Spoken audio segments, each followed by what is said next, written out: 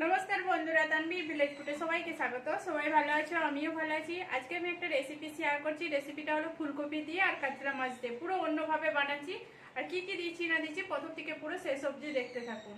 আর ভালো লাগলে একটা লাইক করবেন, শেয়ার করবেন আর সাবস্ক্রাইব করবেন আর পাশে থাকবেন প্লিজ। এই দেখুন এখানে আমি মাছেতে নুন আর হলদি মাখিয়ে নিয়েছি। আর এদিকে আমি কোড়া বসিয়েছি।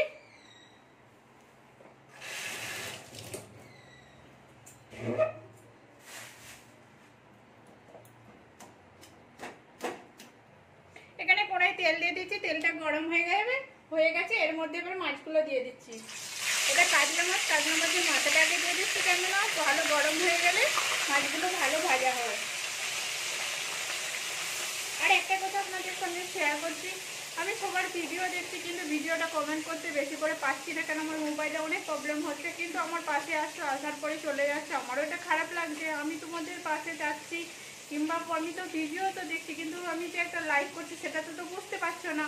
কমেন্ট যতক্ষণ না করছি, কিন্তু কমেন্টটা করবো যে আমার মোবাইলের হচ্ছে লিঙ্কটা যাচ্ছে না, ওই জন্য আমার অসুবিধা হচ্ছে। কিন্তু আমি যতটা পারছি আমি ততটা করছি, একটু অ্যাডজাস্ট করে নাও। আমি দেখছি যতটা পারবো। এখানে আমি মাছটা ভেজে নিচ্ছি।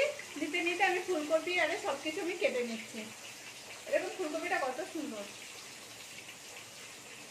কোনো পোকা নেই, পুরো একবার ফুলকপিটা।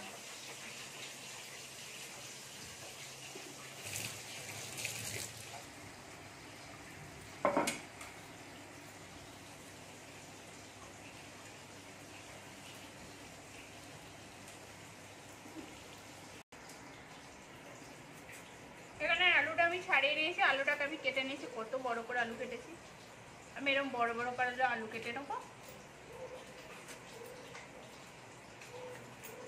এই দেখুন, এবার আমি ফুলকপিটাকেও কেটে নিচ্ছি।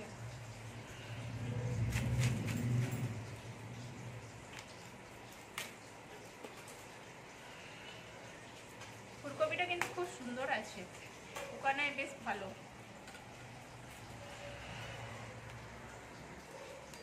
এখানে আমার পাপড়িগুলো একটু বড় বলে আমি 3টে ফালি করে নিচ্ছি। এরকম করে আমি কেটে নিচ্ছি সবগুলোই। আর ফুলকপিটা বেশ ভালোই আছে।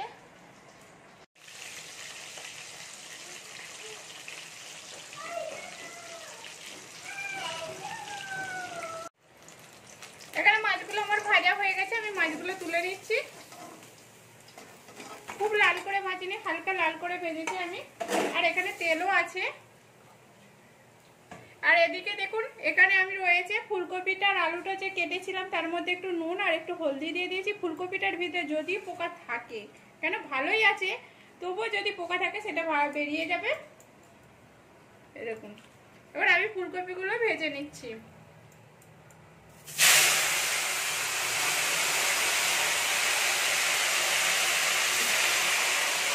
এর মধ্যে একটু নুন আর একটু হলদি দিয়ে দেবো।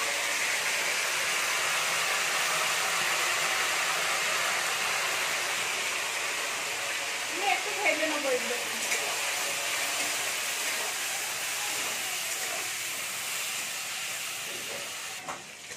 এখানে আমার ফুলকপিগুলো ভাজা হয়ে গেছে, আমি ফুলকপিগুলো তুলে নিচ্ছি। ফুলকপিগুলো কিন্তু আমি খুব লাল করিনি, ফুলকপিগুলো হালকা লাল করেছি। আর এখানে তেল আছে, এই তেলের মধ্যে একটু কালো জিরে দিয়ে দেবো। একবারে 1 চিমটের মতো আমি কালো জিরে দিয়ে দিচ্ছি। দিয়ে আলুগুলো দিয়ে দেবো। এই কালো জিরে দিয়ে আলু ভাজলে কিন্তু খুব সুন্দর টেস্ট লাগে। এর মধ্যে একটু হলদি দিয়েছিলাম আর একটু নুন দিয়ে দেবো। দিয়ে আলুগুলো ভালো করে ভেজে নেবো। আলুগুলো কিন্তু একটু লাল লাল করে ভাজবো। আর আমি একটু ঢাকা দিয়ে দিচ্ছি, আলুটা সিদ্ধ হয়ে যাবে আর ভাজাও হয়ে যাবে। এখানে আমার আলুগুলো ভাজা হয়ে গেছে, আমি লাল লাল করে একটু ভেজে নিয়েছি। ওগুলো আমি তুলে নিচ্ছি।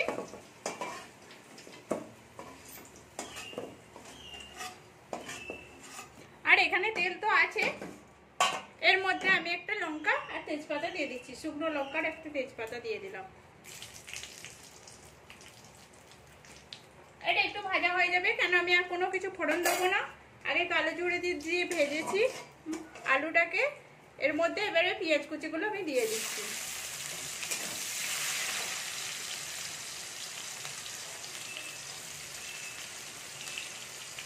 পেঁয়াজ কুচিটাকে আমি ভালো করে ভেজে নিচ্ছি। এখানে পেঁয়াজটা আমার ভাজা হয়ে গেছে। আমি আধা চামচ রসুন বাটা দিলাম আর আধা চামচ আমি আদা বাটা দিলাম। এটাকে আমি একটু ভালো করে ভেজে নেব। এই দেখুন, এটা কিন্তু খুব সুন্দর লাগে। আর একটু যতটা মশলাটা ভালো করে ভাজা হবে সবজিটাও ততটা খুব সুন্দর টেস্ট আসবে।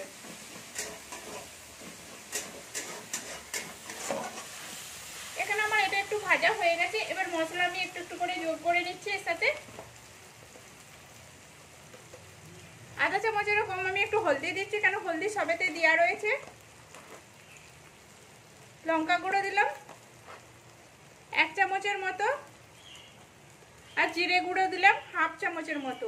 নুন দেবো স্বাদ অনুযায়ী, কেন সবেতেই নুন দেওয়া রয়েছে। দিয়ে আমি টমেটো কুচিগুলো দিয়ে দিচ্ছি। ছোট ছোট টমেটো কুচি করে রেখেছি, এগুলো দিয়ে দিচ্ছি। দিয়ে একটু ভালো করে মশলাটা কষে নেব। এখানে মশলাটা আমার ফুটছে, মশলা থেকে তেলও ছেড়ে দিয়েছে, কালারটাও কত সুন্দর আসছে। আমি একটু ভালো করে কষে নিচ্ছি। একটু টমেটোগুলোকে একটু খুন্তি করে গেলে দিচ্ছি।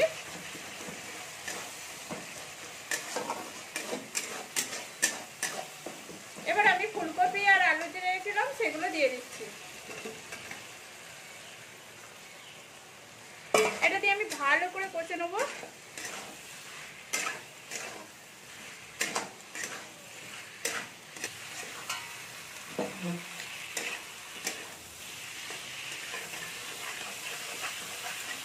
এখানে আলু আর ফুলকপিটা পুরো ভালো করে কষে নিয়েছি। এবার আমি জল দিয়ে দেবো।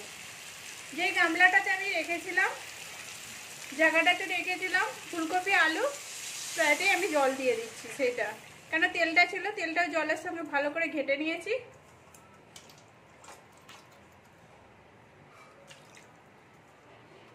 দিয়ে নেড়ে নেবো। নেড়ে এবার আমি ঢাকা দিয়ে দিচ্ছি। আলুটাও সিদ্ধ হতে দেবো, ফুলকপিটাও একটু সিদ্ধ হবে। আমি ঢাকা দিয়ে দিচ্ছি।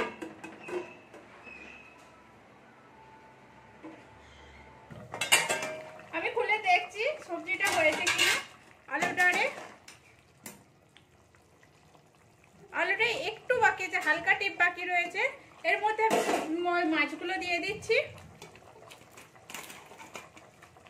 মাছগুলো কেননা একটু ভালো করে টেনে নেবে, জল রসটা টেনে নিলে ঝালটা বেশ ভালোই লাগবে মাছটা খেতে। এগুলো দিয়ে আমি উপর থেকে টমেটো দিয়ে দেবো। এটা একটু ঘেটে দিলাম যাতে এগুলো মাছগুলো পুরো ঝোলেতে ডুবে যায়। এবার উপর থেকে আমি দুটো কাঁচা লঙ্কাকে চিড়ে পরে আদা দিয়ে ফাটুক করে দিয়েছি, আর দুটো মোটা মোটা করে টমেটো কেটেছি।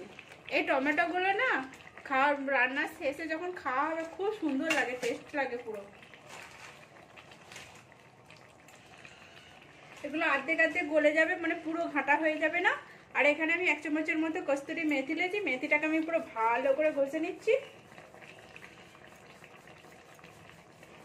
আর এটা যতটা ঘষবে ততটা বেশ ভালো লাগে। গোটা গোটা দিলে কিন্তু ভালো লাগবে না, যতটা হাতে ঘষে দিবে সবজিটার টেস্টটাও খুব সুন্দর আসে। দিয়ে একটু আমি ঘেটে নিচ্ছি এর সাথে। দিয়ে আমি ঢাকা দিয়ে দেবো। আলুটাও আমার সিদ্ধ হয়ে যাবে আর পুরো সবজিটাও আমার কমপ্লিট হয়ে যাবে। এখানে আমি সবজিটা একটু ঘেটে নিচ্ছি আর আলুটা হয়েছে কিনা আমি দেখছি। এই দেখুন আলুটা আমার হয়ে গেছে, আমি এবার নামিয়ে নিচ্ছি।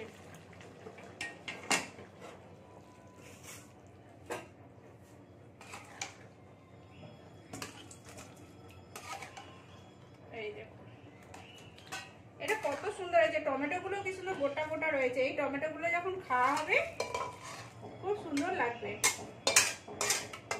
আর এই সবজিটার মধ্যে একটু টমেটোটা একটু বেশি লাগবে, কারণ আমি আগেই দিয়েছি একটু টমেটো, তার উপরে আবার বড় বড় করে টমেটোগুলো দিয়েছি। এই দেখুন আমার টমেটোগুলো কিন্তু একটু গলা হয়নি, পুরো গোটা গোটাকে যেমন আমি দিয়েছি সেরকমই আছে। এরকম করে আপনারা বাড়িতে বানান। কেমন হয়েছে সেটাও কমেন্ট করে বলবেন। ভালো লাগলে একটা লাইক করবেন, শেয়ার করবেন আর সাবস্ক্রাইব করবেন। করবেন আর পাশে থাকবেন, প্লিজ পাশ থেকে চলে যাবেন না। আমিও যাতে সাহায্য করতে পারি আমি সেটা যতটা পারছি চেষ্টা করছি, আপনারাও প্লিজ পাশে থাকবেন এরকম করে।